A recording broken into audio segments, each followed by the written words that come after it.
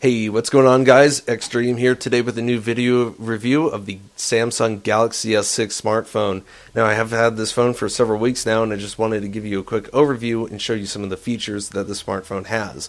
And also to answer the question that you probably came here for of, should you get it? My answer is definitely yes. And the reason is because this is a phone that, unlike the S5 and the S4, the performance matches the build quality.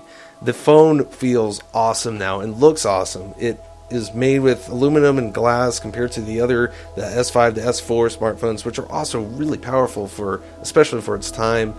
The bodies of them were made of plastic, and they would squeak if you took off the back cover too many times, and they just didn't have that durability feeling to them, unlike the S6, which now feels like a very premium smartphone. And I appreciate that Samsung listened to their customers' complaints about how all their phones feel plasticky and just not very high quality, and it finally is a good competitor to the iPhone.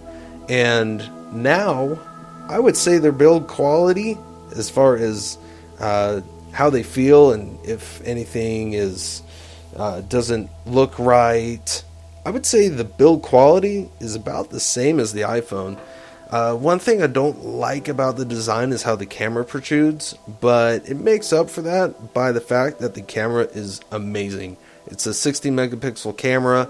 It has a f-stop of 1.9 if I remember correctly, so it allows me to shoot in a lot darker environment than I could on older smartphones. I did have the S5 and S4, and those cameras were really good as well, but what I like about the S6 is that I get a crisper image. It's very fast. The user interface is not cluttered like the previous models. The user interface is very clean and easy to navigate.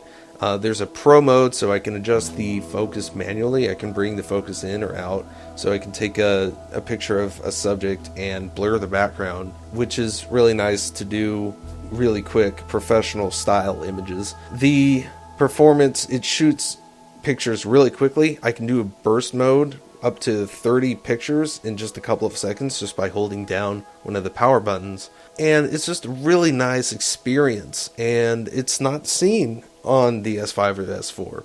And now I think the camera interface is better than the iPhone 6 or 6S, the 6 Plus. The 6S isn't out yet.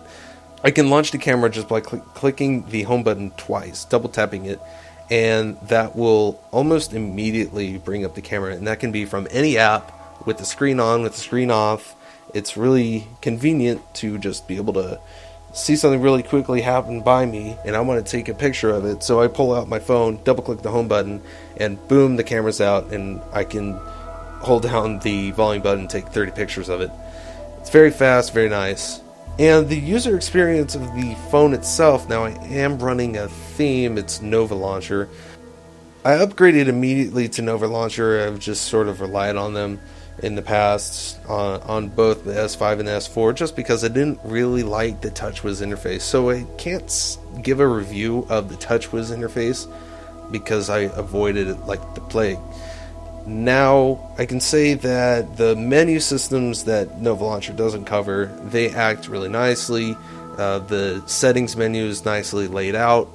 It's not cluttered. It's relatively easy to find when I need to find.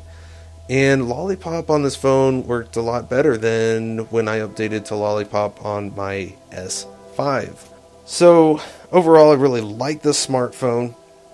I think it's better than what I was also considering getting, which was the iPhone 6.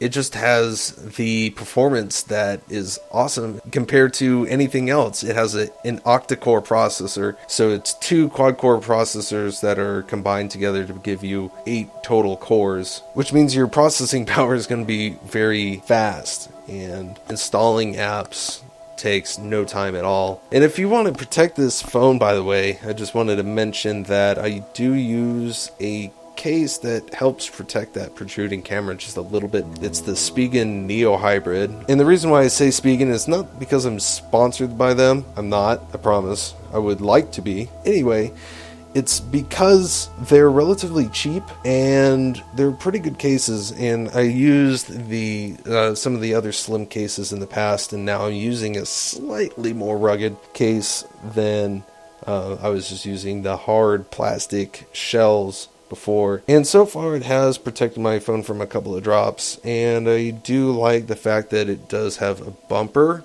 as well as the rubber layer that is underneath it. Overall, I really like this phone. It's pretty cool. I like it a lot, and I think I will be happy with it until I need to upgrade again to possibly the S7. Until next time, guys. See you later.